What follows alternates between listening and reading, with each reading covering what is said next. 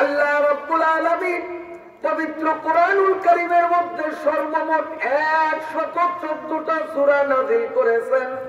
এই 114টি সূরার মধ্যে 21 নম্বর পারার সূরাতুল আল কাসাস অত্যন্ত আকর্ষণীয় সূরা, শিক্ষাপ্রদ সূরা। এই সূরার মধ্যে আমার আপনার জন্য রন্ধ্রে রন্ধ্রে রয়েছে শিক্ষামূলক উপদেশ। আল্লাহ রাব্বুল আলামিন প্রথমে সূরাটা এভাবে শুরু করলেন, তাসিম মিম তিলকা আয়াতুল কিতাবিল মুবিন। আল্লাহ পাক রব্বুল আলামিন বলেন, ও আমার নবী, কখন ডাক দিলেন? যেদিন আল্লাহর নবী মক্কা থেকে হিজরত করিয়া মদিনার দিকে রাত্রে অন্ধকারে রওনা দিলেন। আল্লাহ পাকের হুকুম, মক্কা ত্যাগ করিয়া মদিনা অভিমুখে রওনা দিলেন। কিন্তু নবীজি হাঁটতে পারেন না।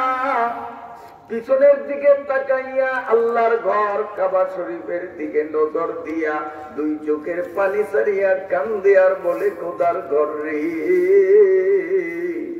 তোরে রাইকা দূর দেশে আমি কেমনে থাকবো রে। আবু বকর রাদিয়াল্লাহু তাআলা আনহু নবীজির সান্ত্বনা দিলেন।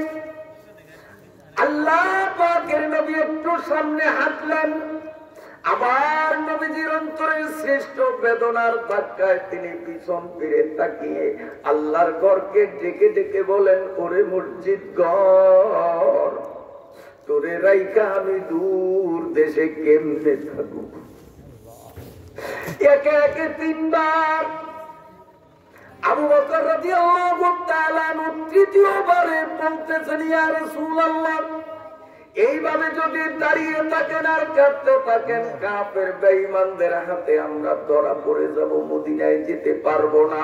ওই যে জুতার আওয়াজ শোনা যায়, কাফের বেঈমানরা আমাদের ধরার জন্য চতুর্দিকে খোঁজাখুঁজি করছে, ধরা পড়ে যাব, সামনে চলেন। আল্লাহ পাকের নবী বলেন, আবু বকর ডিস্টার্ব করিস না, মসজিদ ঘরের মায়ার টানে আমি সামনে যাইতে পারি না। নবীজির ছিল মসজিদের সামনে, সাথে মনের এত টান। ওই নবীর উম্মত গুলোর মনের টান হলো টিভির দিকে, ওই নবীর উম্মত গুলোর মনের টান হলো মোবাইলের, ফেসবুক আর ইউটিউবের দিকে। মসজিদ করার পাশেই চায়ের দোকানের মধ্যে বসিয়া টিভি অথবা মোবাইল নিয়ে ব্যস্ত থাকি। ইমামের কেরাতের আওয়াজ কানে আসে, তারপরেও মসজিদে যায় না। ঠিক না বেটি? মোবাইল না সাইয়ে মলে কোথা একই তর্কে আলা জিন্দে বায়াত আয় আমি মোবাইল মারে কাতিল মিশুমার তাতুয়ানি আজ মোবাইল কুন হাজার মারে কাতিল সোয়ে গোরে তাবারাত মোবাইলাত সোয়ে জাহান্নাম বারাত। ও যুবক, ও যুবতী, তোমাদেরকে জাহান্নামের অতল গহীনে নিক্ষিপ্ত হওয়ার জন্য মোবাইলের চেয়ে মারাত্মক জিনিস আল্লাহর জগতে দ্বিতীয়টা না। এই মোবাইল আজকের সমাজের যুবক যুবতী গুলোকে কুত্তা আর কুত্তির চেয়েও জঘন্য অধম বানাইয়া দিল। আবু বকর নবীজিকে সান্ত্বনা দেন, নবীজির মনে প্রভাব পায় না, কান্দে। রব্বুল আলামিন জিবরাইলকে ডেকে বললেন, জিবরাইল রে, আবু বকর একা নয়, গোটা দুনিয়ার মানুষও আমার নবীকে যদি সান্ত্বনা দেয়, নবীর মনে প্রবোধ আসবে না। নবীর অশান্ত মনকে শান্ত করতে হলে আমি আল্লাহ পাকের পবিত্র কালামের 21 নম্বর পারার সূরা আল কাসাস ছাড়া নবীর মনে সান্ত্বনা দেওয়ার দ্বিতীয় কিচ্ছু নাই। তাড়াতাড়ি সূরাটা নিয়ে যাও। জিবরাইল আমিন নবীজির কান্না অবস্থায় দাঁড়িয়ে দাঁড়িয়ে কাঁদতেছেন। ওই অবস্থাতে জিবরাইল আমিন লৌহেল মাহফুজ থেকে পবিত্র কালামের সূরাটা নিয়ে আল্লাহ পাকের নবীর সামনে দাঁড়িয়ে দাঁড়িয়ে তেলাওয়াত শুরু করলেন। তাসিম মিম তিলকা আয়াতুল কিতাবিল মুবিন নাতলু আলাইকা মিন নাবাই মুসা ওয়া ফিরআউনা বিল হাক্কি লিকাওমি ইউমিনুন। এইভাবে সূরাটা জিবরাইল শুনাইলেন। নবীজির মন শান্ত হলো। আল্লাহ পাকের নবী সামনের দিকে হাঁটতে আরম্ভ করলেন। আল্লাহ রাব্বুল আলামিন বলেন, হে নবী, আমি আপনাকে ঐতিহাসিক একটা ঘটনা শোনাবো। এই ঘটনা জিবরাইলের কথায় নয়, আমার কোন মাখলুকের ভাষায় নয়। আমি আল্লাহ আপনার কাছে জড়তা মুক্ত পুত পবিত্র যে কোরআন নাজিল করি, ওই কোরআনুল কারীমের 21 নম্বর পারার অনন্য বৈশিষ্ট্যপূর্ণ সূরাতু আল কাসাসের 88 আয়াত আপনাকে আমি শোনাবো। কোরআনের আয়াতের মাধ্যমে আমি আপনাকে একটা ঐতিহাসিক ঘটনা শোনাবো। এবার ঘটনার শিরোনাম আল্লাহ এইভাবে ব্যক্ত করলেন, নাতলু আলাইকা মিন নাবাই মুসা ওয়া ফিরআউন।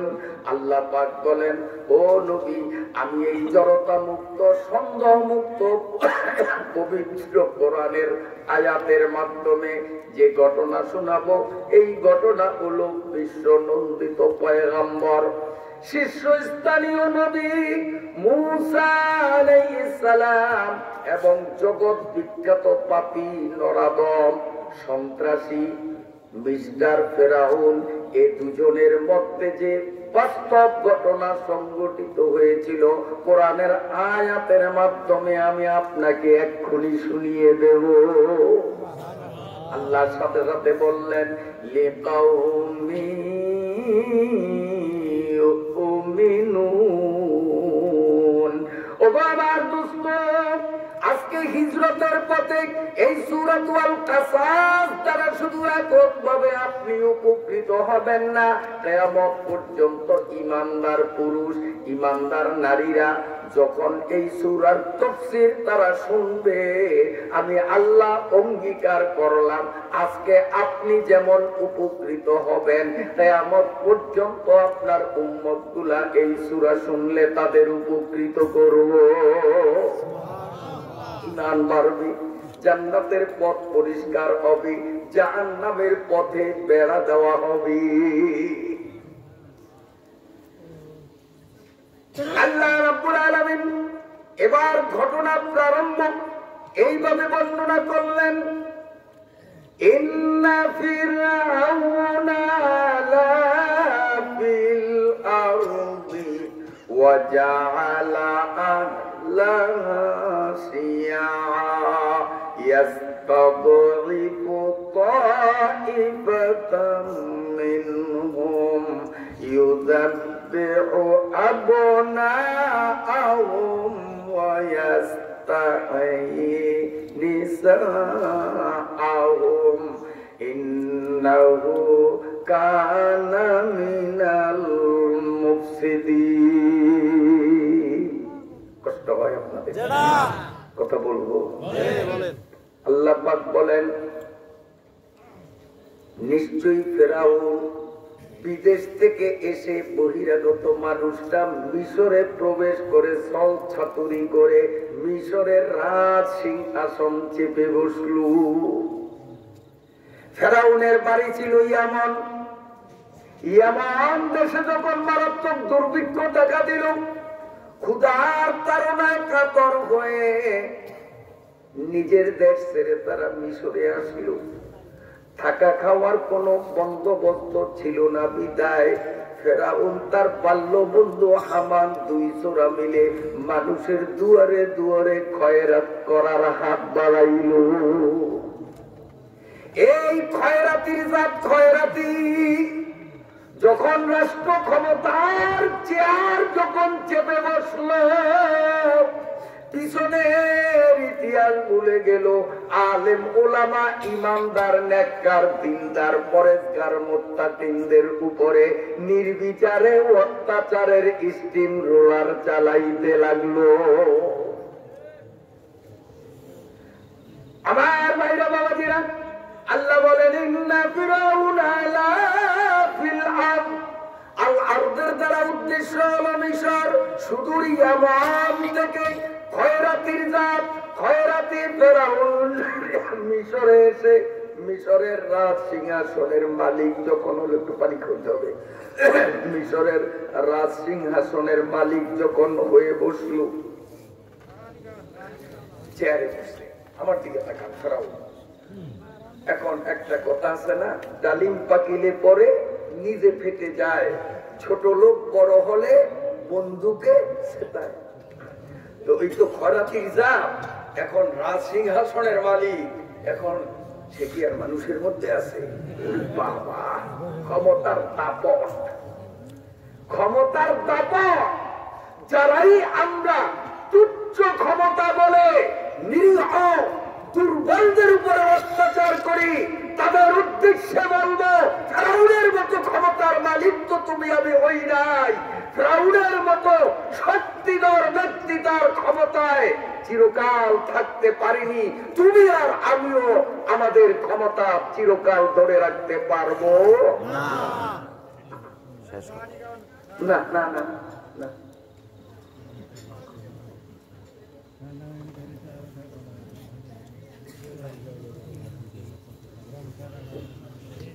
আলহামদুলিল্লাহ হাদিস শরীফে আছে, যখন কারো পানি পান করতে ইচ্ছা হয় গ্লাসটা হাতে নিবে, নিয়ে বিসমিল্লাহির রহমানির রহিম বলবে, তারপরে মুখে দিয়া অল্প পানি খাইবে, গ্লাস সরাইয়া নাক দিয়া দম ফালাইবে, টানবে, আবার মুখে লাগাইয়া একটু খাইবে, এরপরে আবার সরাইয়া দম ফালাইবে, টানবে, আবার মুখে লাগাইয়া যতদূর তার দরকার ওই পরিমাণ পানি খাইয়া গ্লাসটা যখন রেখে দিবে তখন বলবে আলহামদুলিল্লাহ।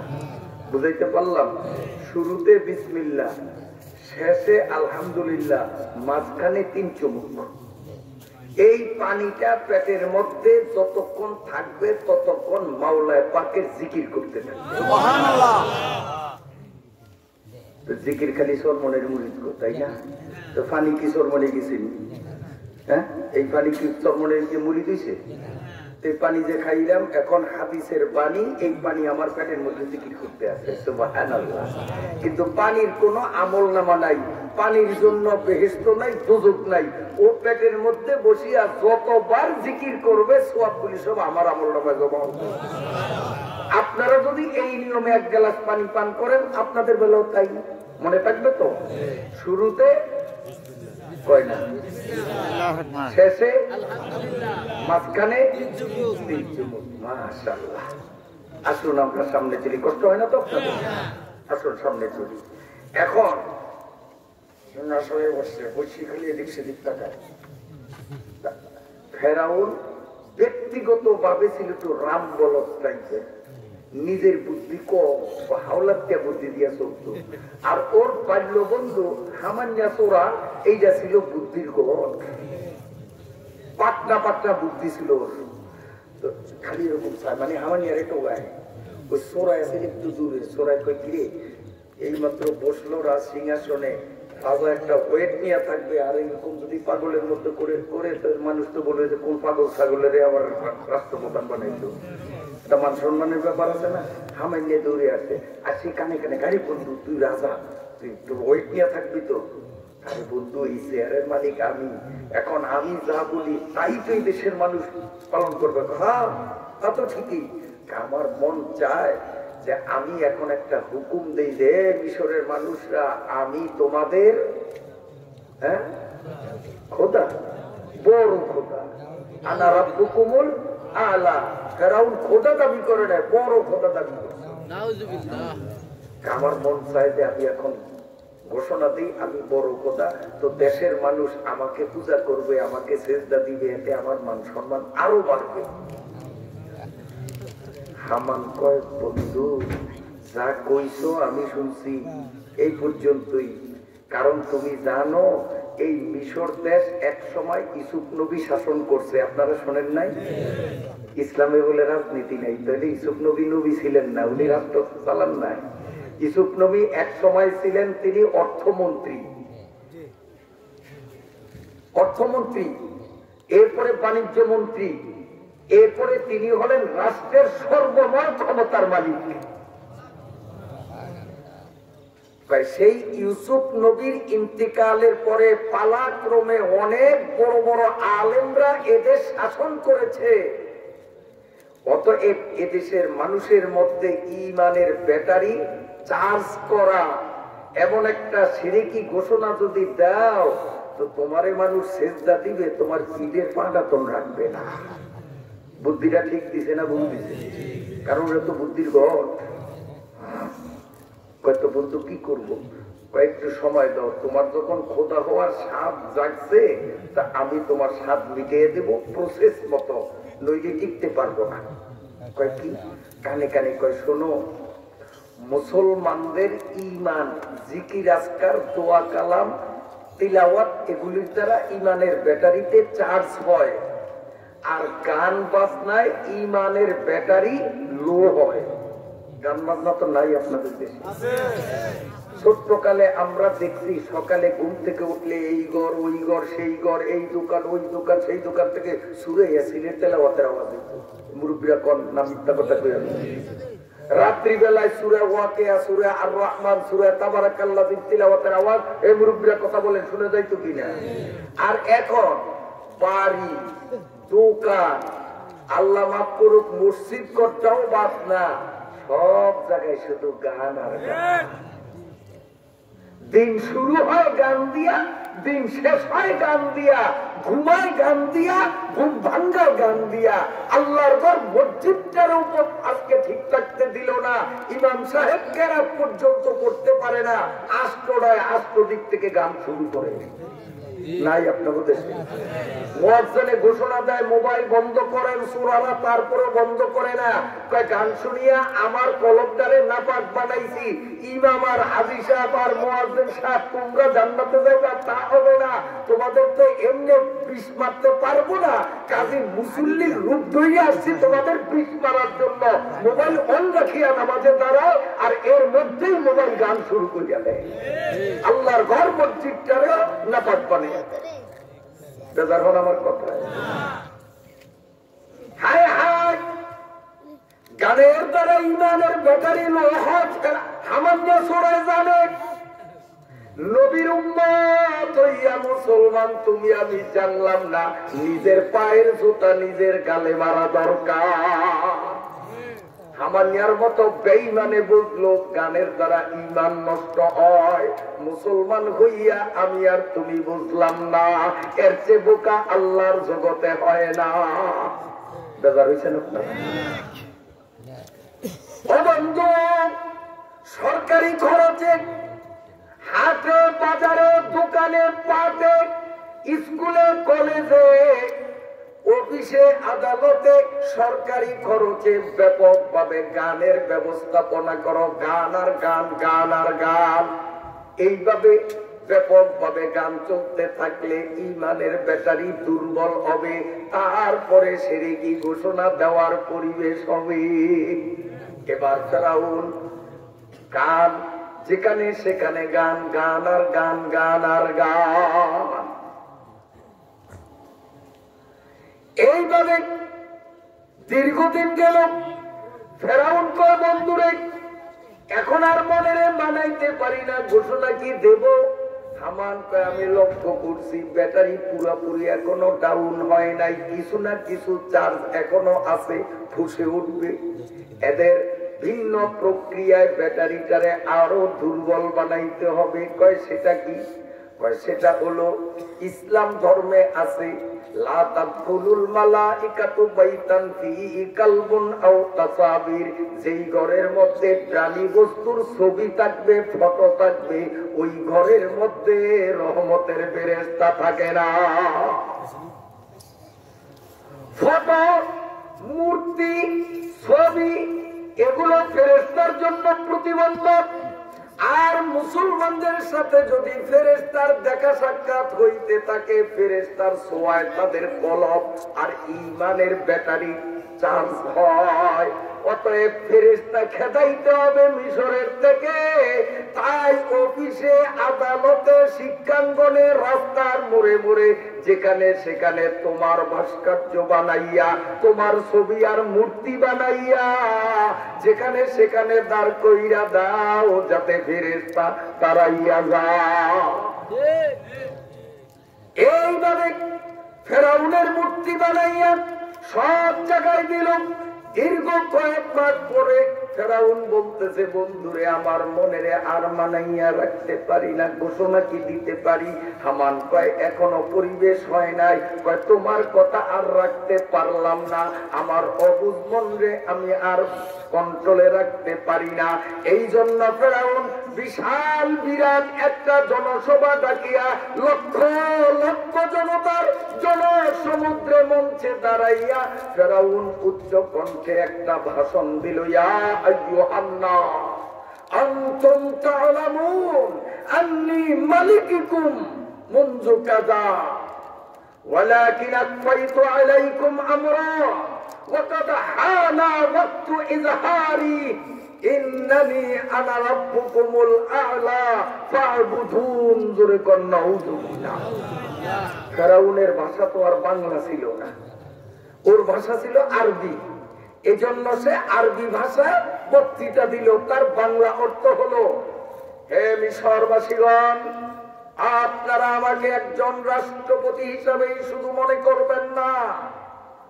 আমি আপনাদের শুধু শুধু রাষ্ট্রপতি নই, একটি বিষয় আমি গোপন রেখেছিলাম, এখন প্রকাশের সময় এসে গেছে। তা হলো আমি হলাম আপনাদের সবচেয়ে বড় খোদা, আমাকে ইবাদত করো। যখন এই কথা বললো মানুষ সব চমকে গেছে, কারণ ইমানের ব্যাটারি এখনো পুরোপুরি জিরোতে আসে নাই, কিছু ইমান তো আছে। চমকে গেল। ফেরাউনকে আমারে যে খোদা মানবা, আমারে যে সেজদা দিবা, তারে আমি সরকারি সুযোগ সুবিধা দেব, সম্মান দেব, চাকরি দেব। যারা আমার বিরোধিতা করবা, দুকে দুকে তাদের মরতে হবে। আমার বাহিনীর হাতে নির্যাতন করে করে তাদেরকে কুত্তা পিটানি পিটাবো। এইভাবে ঘোষণা দিলেন হামান ইয়াসুরা। সর্বপ্রথম ফেরাউনের খোদা স্বীকার করে যখন ফেরাউন ইয়াসুরার পায়ে সেজদা দিল, নাউযুবিল্লাহ, অমনি ফেরাউন বলল, দেখছনি, সকলের আগে যখন হামান আমাকে খোদা মানলো, আমাকে সেজদা দিল, আমি তাকে প্রধানমন্ত্রীর দায়িত্ব দিয়ে দিলাম। আমি হলাম রাষ্ট্রপতি, হামান হলো প্রধানমন্ত্রী। এখন তোমরাও যদি আমাকে মানো, তোমাদের লাভ হবে, না মানলে ক্ষতি। বিভিন্ন রকমের সাক্ষ্য দেখাইল। দেখাইবার পরে ওই দেশের মানুষগুলো ছিল বংশগতভাবে দুই শ্রেণীর। এক শ্রেণীর নাম হলো সিপ্তি, আরেক শ্রেণীর নাম হলো কিপ্তি। সিপ্তি বংশের মানুষগুলো দুনিয়ার লোভে পাগল পারা হয়ে সবাই ফেরাউনের পায়ে সেজদায় লুটিয়ে পড়ে গেল। আখিরাত যায় যাক, দুনিয়ায় তো নগদ পাওয়া যাবে।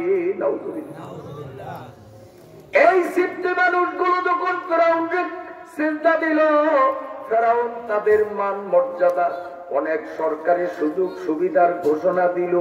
এইদিকে আরেক শ্রেণীর মানুষ যাদেরকে বলা হতো সিপ্তি, ওরা ছিল কিপ্তি, ভুল বলছি, কিপ্তি। আরেক দল যে সিপ্তি ছিল, এই সিপ্তি বংশের মানুষগুলো, এই মানুষগুলো নারে তাকবীরের স্লোগানে ময়দান উত্তপ্ত করে ফেললো। তারা বলল, ফেরাউন, জীবন থাকতে তোমার এমন শিরকি কথা আমরা মেনে নিতে পারি না। মানুষ কোনদিন খোদা হইতে পারে না, তুমি কাফের বেঈমান। আমার আল্লাহ বলেন ওয়াজআলা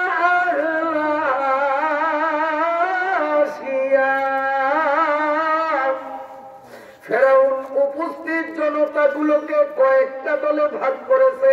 তাফসীরের কিতাবে লেখে কয়েক দল মানে হলো 3 দল। যারা ফেরাউন রে খোদা মানলো, কিপ্তি বংশীয় মানুষগুলাকে এক জায়গায় জড়ো করলো। আর সিপ্তি বংশের যারা ফেরাউন রে খোদা মানলো না, এই মানুষগুলারে 2 ভাগে বিভক্ত করলো। এদের মধ্যে যারা পীর বুজুর্গ আলেম ইমাম মুয়াজ্জিন এই ধর্মীয় শিক্ষায় শিক্ষিত মানুষগুলাকে এক জায়গায় নিল, আর সাধারণ পাবলিক মূর্খ মানুষ এদেরকে এক জায়গায় নিল। মোট দল কয়টা হলো? 3টা দল। এবার ফেরাউন এই 3 দলের কিপ্তি গোত্রদেরকে অনেক সুযোগ সুবিধা দিল। এরপরে আসলো কিপ্তিদের আলেমদের সামনে, আসিয়া বক্তৃতা করতেছে, ও কিপ্তি বংশের হুজুররা, মানুষ যে কোনোদিন খোদা কইতে পারে না, আপনাদের কথা 16 আনা সত্য, আমিও বুঝি, কিন্তু ঘোষণা যখন একটা দিয়ে দিছি, মান সম্মানের ব্যাপার আছে। আপনারা হুজুর মানুষ ঘরে থাকেন, হুজুর মানুষ মসজিদে মাদ্রাসায় থাকেন, রাজপথে আপনাদের আসার কোনো দরকার নাই। আমরা সরকারি ক্ষমতায় বসে আমরা যা মন চায় তা করি, আপনারা নীরবে চুপ থাকবেন ঘরের মধ্যে, গোপনে গোপনে আপনাদের মাল দেওয়া হবে। আলেম ওলামারা বলছে, এ বেঈমান, এমন একটা শিরকি কাণ্ড ঘটাবি, দেশের মানুষগুলোকে নির্বিচারে জাহান্নামের দিকে শিরকে লিপ্ত করে নিবি। আমরা আলেম মানুষ, দিনের ইলম আমাদের মধ্যে আছে, আমাদের হুঁশ থাকতে আমরা চুপ থাকতে পারবো না। আমরা আলেম মানুষ, মসজিদ মাদ্রাসায় থাকতে চাই, আমাদের রাজপথে নিও না। যদি রাজপথে নামি তাহলে জীবন বাজি নিয়ে নামবো, মরবো তবুও পিছপা হব না। আলেমরা রাজপথে নামার মানুষ নয়, আলেমরা হলো মসজিদ মাদ্রাসা খানকায় থাকা, ওয়াজ মাহফিল তাফসীর মাহফিলে থাকার মানুষ। এদের বাধ্য করিও না রাজপথে নামার। যদি বাধ্য করো তাহলে আলেমরা ঘরে বসে থাকার মানুষ নয়। এরা যদি রাজপথে নামে, এরা নিজেদের জীবন বিলিয়ে দিবে, তবুও বাতিলের সামনে মাথা নত করবে না। আলেমরা যখন এমন ঘোষণা দিল, পাপিষ্ঠ ফেরাউন অনেক বুঝাইল, কিন্তু কিছুতে কিছু হলো না। সঙ্গে সঙ্গে সরকারি কর্মচারীদের নির্দেশ, ঠিক নির্দেশ মতো কাম, শুকনো কতগুলো কাঠ বিরাট ময়দানের মধ্যে জোগাড় করিয়া পেট্রোল মারিয়া আগুন ধরাইয়া দিল। আকাশ চুম্বি লেলিয়ান অগ্নি শিখাগুলো যখন লম্প মারতে লাগলো, একজন একজন করে ধরে ধরে আলেমদেরকে দিন দুপুরে আগুনে নিক্ষেপ করলো।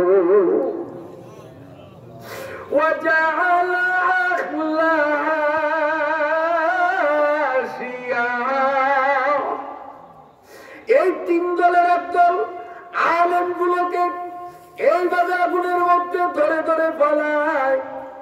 আলেমরা আগুনের মধ্যে পড়ে আর চিৎকার মারিয়া স্লোগান দিয়ে আরম্ভ করছে, ও গো মাহবুব, তোমার কুদরতি চক্ষু দিয়া তাকাইয়া দেখো, জালিমের হাতে আগুনের মধ্যে জীবন বিলাইয়া দিলাম, তবুও শিরকের সামনে আমরা অবনত হইলাম না। ऐ दोस्तों अगर जा तलबी जा बतु बखशाम वज जाचे आसी जस्ते बगु आ बतु बखशाम। মারতে মারতে সমস্ত আলেমরা, মারতে মারতে সমস্ত আলেমদেরকে শেষ করলো, একজন আলেম বাকি রাখলো না। 3 দলের এক দল আগুনের মধ্যে নিঃশেষ হয়ে গেল। কেবল 2টি দল। এবার ফেরাউন সাধারণ মূর্খ মুসলমান সিদ্দিকগুলোর সামনে আসিয়া বলছে, এ সিদ্দিক বংশীয় মানুষরা, দেখছনি যারা আমারে খোদা বলছে এদের কত সুযোগ সুবিধা দিলাম, যারা তোমাদের হুজুররা আমারে মানলো না আগুনের মধ্যে মেরে জীবন শেষ করে দিলাম। এখন সিদ্ধান্ত নাও আমারে খোদা মানবে কিনা, নইলে তোমাদের হুজুরদের মতো তোমাদেরও একটা একটা করে আগুনে নিক্ষেপ করা হবে।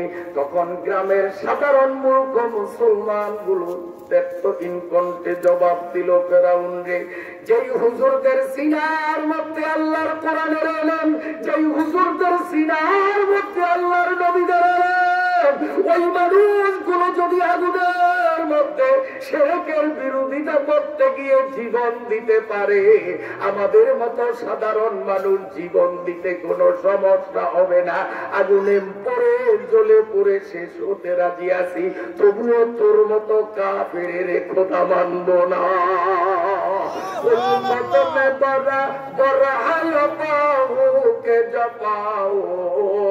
हर चीजों में लज्जत अगर दिल में मसाओ।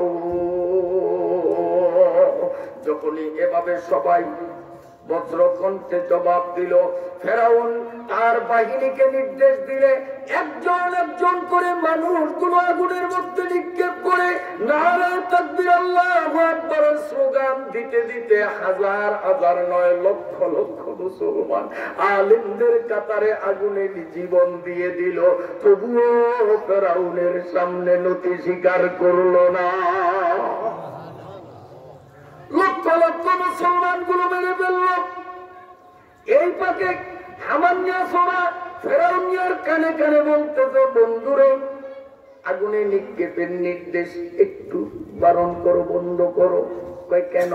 আমারে খোদা মানে না, ওরা থাকলে আমার ক্ষমতা টিকাইয়া রাখা যাবে না, ওদের নির্বংশ করে ফেলতে হবে, নইলে আমি তো আমার ক্ষমতা ঠিক রাখতে পারবো না, ওদের নিপাত করবো। কয় বন্ধু শোন, আগুনে ফালাও, সাত কইরা মইরা যায় আর কষ্ট পায় না।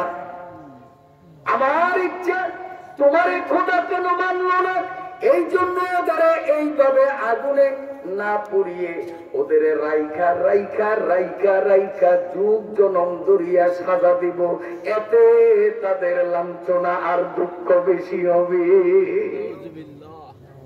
ফেরাউনকা বন্ধু, এটাও তো একটা ভালো কথা। আমার আল্লাহ তাই বলতেছেন, ওয়াজালা আহলাসিয়া। এরপর কিনা এ হাফেজ নাই তো দেখছেন, আলেম লাগে না না লাগে, ওই যে পিছের একটু খোসা মারছে কাম হয়ে গেছে। বলেন সুবহানাল্লাহ। ইয়াস্তাদাইফু তাইফাতাম মিনহুম ইউযাব্বিহু আবনাআহুম ওয়া ইয়াস্তাহয়ী নিসাআহুম ইন্নাহু কানা মিনাল মুফসিদিন। আল্লাহু আকবার। আল্লাহ পাক বলেন, তিন দলের এক দল আগুনে শেষ, আরেক দল ফেরাউন কর্তৃক সম্মানিত, আরেক দলের কিছু অংশ আগুনে পড়লো, বাকি যারা রইল ওদেরকে পদে পদে লাঞ্ছনা, গঞ্জনা, অত্যাচার, অবিচার, জুলুম, নির্যাতনের শিকার বানিয়ে অতিষ্ঠ বানিয়ে দিল।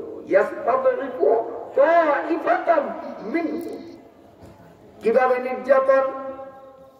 এই মানুষগুলোর রোগ ব্যাধি হলে চিকিৎসার কোন ব্যবস্থা করতে দিত না, এই মানুষগুলাকে রীতিমতো খাবার খেতে দিত না, এদের ঘর বাড়ি, জায়গা জমি, ব্যবসা বাণিজ্য সব সরকারিকরণ করে নিয়ে গেছে, ওদের সহায় সম্পদ থেকে উৎখাত করা হলো, এদের সন্তানদের স্কুল কলেজ ভার্সিটিতে এডমিশনের কোনো সুযোগ ছিল না, সারাটা দিন গাধার মতো খাটাইতো, বেতন তো দিত না, পরিমিত খাবার তাদেরকে সরবরাহ করা হতো না।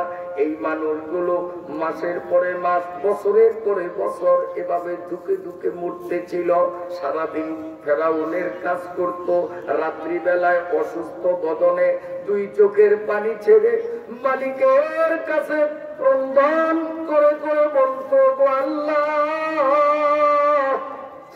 জালেমের জুলুমে অতিষ্ঠ হয়ে গেছি রে মাবুদ, আর সহ্য হয় না, জালিমের কালো হাত ভেঙে দাও।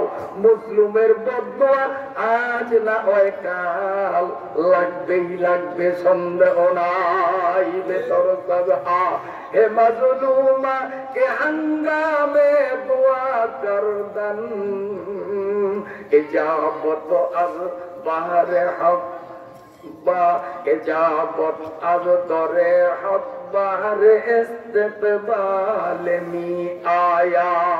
এই মাসলুম অত্যাচারিত নিরীহ মানুষগুলো রাতের আরামের ঘুমকে ভুলে গিয়ে মালিকের দরবারে দু চোখের পানি ছেড়ে ছেড়ে কাঁদত।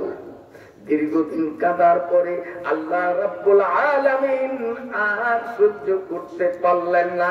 আল্লাহ ফেরেশতাদেরকে ডেকে বললেন, আমি জালিমের কালো হাত ভেঙে দিব, মুসলিম মুসলমানগুলোর দোয়া ফাইনাল আমি কবুল করে নিলাম। সুবহানাল্লাহ। ফেরেশতারা সব চমকে গেছে যে এই শক্তিধর ফেরাউন রে আল্লাহ নিপাত করবে কেমনে করে, একটু চাই।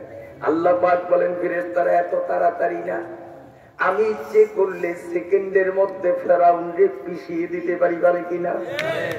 কিন্তু ওর উপরে যদি গজব নাযিল করি, ও যে টেরার যেই বেয়াদবের বেয়াদব হাসরের মাঠে ঘাড় পাকা কইরা বলবে, আল্লাহ আমারে কি তওবার সুযোগ দিছে? ও এমন একটা কথা বলবে, কারণ ও জন্মগত টেরা। কাজী ও যেন এমন কথা হাসরের মাঠে বলতে না পারে, এজন্য আমি ওকে 3 দিন আমি একটা ব্যবস্থা নিতেছি। ফেরেশতারা তাকে রইল। প্রথম রাত্রে ফেরাউন ঘুমাইতেছে, রাজপ্রাসাদে ঘুমায়। স্বপ্নে দেখে ওই বনে ইসরাইলের সিপ্তি গোত্রের নির্যাতিত মুসলমানগুলোর এলাকার মাটিটা টাস কইরা ফিটা গেছে। স্বপ্নে দেখে ফেরাউন মাটির ভিতর থেকে বিশাল আকৃতির ফুটবলের মতো গোল একটা আগুনের বল বাইর হয়েছে। আগুনের বল, প্লাস্টিকের বল না, এই আগুনের বল গড়াগড়ি খাইতে খাইতে ওই মুসলমানদের বাড়ির দিকে যাইতেছে। ফেরাউন স্বপ্নের মধ্যে হাততালি দেখে, কাম হইছে, আমি আগুনের তোদের বাঁচাইছি, এইবার মাটির আগুনে তোদের খাইবে, এবার খুব খুশি। কিন্তু কতক্ষণ পরে ফেরাউন দেখলো এই আগুনের বল দুর্বল মুসলমান গুলোর গায়ের সাথে ঘেঁষাঘেঁষি করে, নাকে মুখে গালে এইভাবে ঘেঁষাঘেঁষি করে একটা পশমও পোড়ায় না। এখন ফেরাউন কয়, যা বুঝছিলাম তা না, এটা আবার কেমন আগুন? আগুন কি তার জন্মগত স্বভাব ভুইলা গেল? কষ্ট হয় আপনাদের? কষ্ট হয়? আচ্ছা, ও কি জাতিগত স্বভাব ভুইলা গেছে? ব্যাপার কি? ব্যাপার কি? আগুন তো এমন হওয়ার কথা না। গালে হাত দিয়ে চিন্তা করে কিছুক্ষণ পরে দেখলো এই মুসলমানদের সাথে গা ঘেঁষাঘেঁষি কইরা এবার শো শো কইরা বল করতে করতে ওই কিপ্তিদের এলাকায় রওনা দিল। কিপ্তি মনে আসেনি? যারা আখেরাত যায়, যার দুনিয়া আমার থাক, ফেরাউনরে খোদা মানলো, ওদের এলাকায় দুইটা ঘর বাড়ি দালান কোটা বাস বাগিচা দোকান পাট সব জ্বালায় ছাই বানিয়ে দিতে। সুবহানাল্লাহ। ফেরাউন স্বপ্নে দেখে, এখন কি দেখলাম, কি দেখলাম? নারে আগুন দিব, বেতালিয়া আগুন, বেতালিয়া আগুন, এটা কেমন আগুন? এই চিন্তা করে এখন চিন্তা করতে করতে দেখে দেশ গ্রাম সব জ্বালাইয়া এই আগুন ঘুরতে ঘুরতে এখন ফেরাউনের রাজসিংহাসনের দিকে আসতেছে। এখন ফেরাউনের ডরাইছে না খুশি হয়েছে? কলজায় কামড় দিছে না? কলজায় কামড় যে দিল, ওই স্বপ্নের মধ্যেই আগুনের ভয়তে মাঝুক একটা চিৎকার দিয়া খালি আশেপাশের কয়েক রুমের মানুষ ওর বিকট চিৎকারে নিদ্রা ভঙ্গ হলো। সবাই আইসা যে খোদার পালা নজর, চোখটু উল্টে গেছে খালি হা হা করে। এখন আইসা ও খোদা, কিছু কর না, ও আসলে খোদা।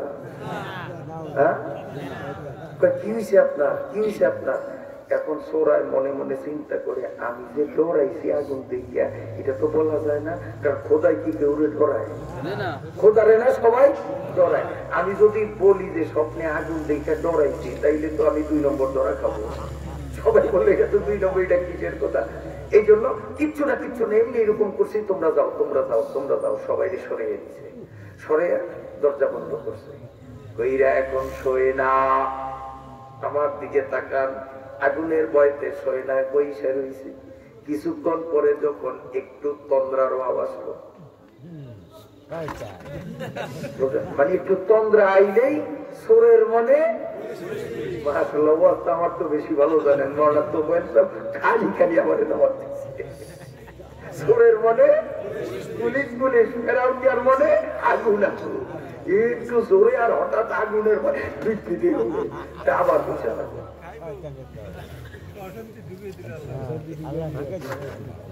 আল্লাহ ও ফেরেশতারা, আমার মায়ের আলমের মাই সারা রাত ঘুমাইতে পারলো না। আল্লাহ পাক বলেন, এই মুসলমান গুলো শিরকের বিরুদ্ধে অবস্থান নিয়ে আমি আল্লাহ পাকের হকের পক্ষে কথা বলার অপরাধী। ওদের উপরে নির্যাতন করে দিলেও ওদের শান্তি নাই, রাত্রি বেলায়ও তারা আরামে ঘুমায় না। আমি মাওলার দুয়ারে চোখের পানি ছাড়িয়া কান্দে, আমি ওদের দোয়া কবুল কইরা কেমনে সাইজ করতেছি। দেখ, আমার বান্দারা ঘুমাইবে না চোরাই বুঝি আরামে ঘুমাইবে, তোষকে জাজিমে শুইয়া, তা হবে না। সুবহানাল্লাহ। পয়সা পয়সা রাত কাটাইছে। সকালবেলা মুখটা বেজার, অফিসেও গেল না, খাওয়া দাওয়াও তেমন করলো না, গালে হাত দিয়া খালি জিমাই কি দেখলাম কি দেখলাম, আগামী রাত্রে আবার আগুন আইবনি। দিনের অবসরান্তে রাত্রি আসলো, সব মানুষগুলা ঘুমাইয়া গেল, কিন্তু ফেরাউনিয়া সোরায় ঘুমায় না। কেন? সোরের মনে আর ফেরাউনিয়ার মনে যদি ঘুমাই, আগুন যদি আসে, বসে রয়েছে। কিছুক্ষণ পরে আমার দিকে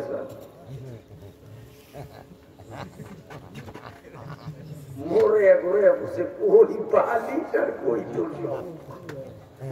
আল্লাহকেও ফেরেশতা, কালকে তো মোটামুটি বিছনায় রাখছি, আজকে তোরে ঘরে রাখছি। সুবহানাল্লাহ, সুবহানাল্লাহ। বিনা বালিশে বইছি কেন? যে 250 এমজির ক্যাপসুল খাইলে যদি রুগীরে না ধরে, তো ডাক্তার 500 এমজি দেয়নি আপনাকে দেশে, দেয় না? আল্লাহ কালকে রাত্রে আগুন দেখাইছি, মানে 250 এমজির ক্যাপসুল দিছি, সবাই বোঝে নাই। আজকে 500 এমজির ক্যাপসুল খাওয়াই দিব, তোরে যদি শীত না করি তো খাও মুখে তো বৈশা বৈশা জোরে। এই জন্য আমি আল্লাহ এমন শক্তভাবে তার চোখের উপরে ঘুমের চাপ দিলাম, মরে ঘুরে পড়ছে। ওরে আয়দা মতো আরামে শুইতেও দিলাম না। এখন শুইয়া মরে ঘুরে শুইছে, কিন্তু ঘুমের প্রবল চাপে যখন এইরকম ঘুমে অচেতন, আল্লাহ ফেরেশতারা এই তো ক্যাপসুল খাওয়াই, তোরা দেখ কষ্ট হয় আপনার। এবার ফেরাউন হঠাৎ স্বপ্ন জগতে ঢুকলো। গত রাতের মতো আজও দেখে ওই দুর্বল